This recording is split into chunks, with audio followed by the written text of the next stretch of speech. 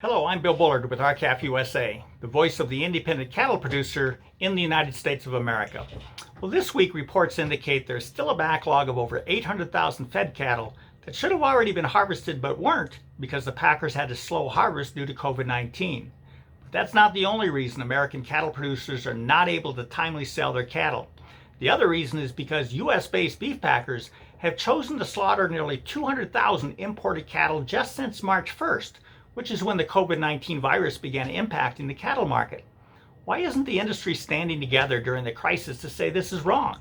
Shouldn't the American cattle industry be helping American cattle producers during this crisis particularly, rather than displacing their access to their own domestic market with imported cattle?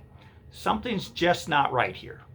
And then we have the meaningful efforts by Senators Chuck Grassley and Jon Tester, along with Representative Cindy Axne. They've introduced similar bills to protect the integrity of the cash market by requiring the largest packers to participate in that market at least at the 50% level. The industry won't come together on those important bills either. Worse, cattle state senators and representatives are unwilling to cross the line that the meatpacking lobby has drawn in the sand. Apparently, many in Congress ascribe more weight to the meatpacking lobby's quest to maximize shareholder profits than to America's independent cattle producers who unequivocally need a competitive market to sell their cattle into.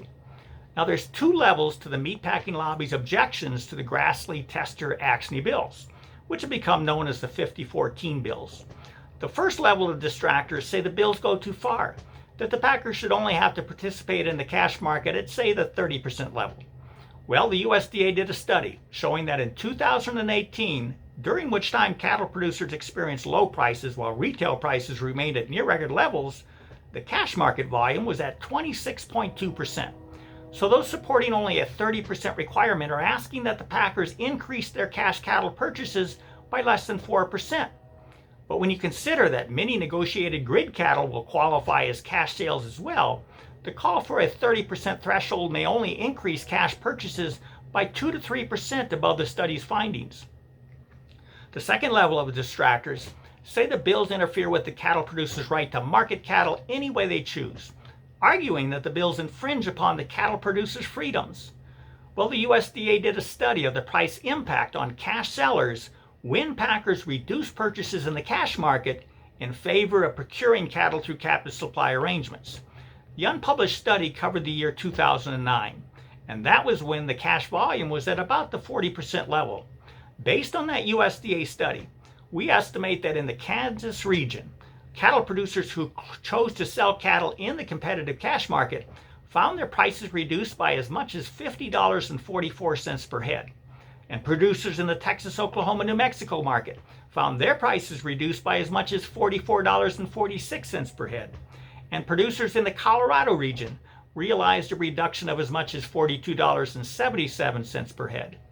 Now note that these price reductions represent a reduction from what the price should have been in a competitive marketplace. That's not preserving the cattle producers' freedom to market as they choose.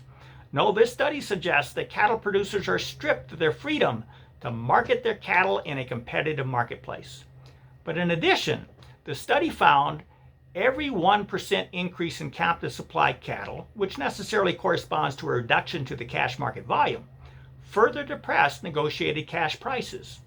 Again, based on this study, we estimate for every 10% reduction in the volume in the cash market, the prices cattle producers receive are reduced an additional $5.40 per head. The reductions are larger in those regions where the cash volume is already extremely low. This means that the distractors supporting only a 30% volume level are stripping almost $39 per head of income from cattle producers nationally and significantly more from cattle producers selling in the low cash volume regions. And it means that the distractors opposing any mandatory minimum are locking in a practice that deprives independent cattle producers a competitive market in which to sell their cattle. What these two USDA studies reveal is that both levels of distractors are standing together to preserve the status quo. So why won't the entire cattle industry come together to help America's ranchers? And the answer is sobering. It's because many within the cattle industry and in Congress continue to believe the market is functioning just the way it should be, while others believe only a minor tweak is necessary to keep the market on its present course. R-CALF USA, of course, strenuously disagrees. For a copy of the two USDA studies, go to www.r-calfusa.com and click on Issues, and then click on Competition Antitrust Issues.